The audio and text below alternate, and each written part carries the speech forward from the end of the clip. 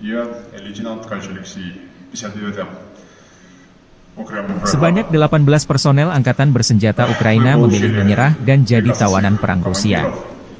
Ke-18 prajurit ini angkat tangan setelah digempur bertubi-tubi oleh pasukan Rusia di dekat Georgievka, wilayah Marinka. Mereka adalah prajurit yang baru dikirim ke medan perang namun tak dibekali senjata memadai melawan pasukan Rusia.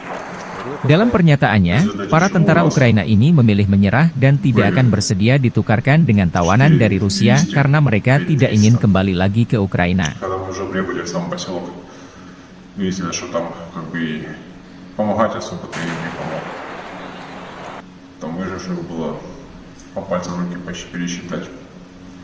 И мной было принято решение сдаться в плен. Я вышел на связь с россиянами. И вот мы все сдались, весь мой взвод. Я не считаю себя предателем Родины, однако же несу ответственность за свое подразделение, за своих людей. И не хочу, чтобы из-за моего неправильного решения они все погибли. Мы приняли коллективное решение, чтобы нас не подавали в списки на обмен, потому что нас ничего хорошего в Украине ожидает. Нас либо посадят, либо снова отправят на бой.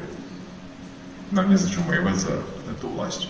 Download Tribun X sekarang, menghadirkan lokal menjadi Indonesia.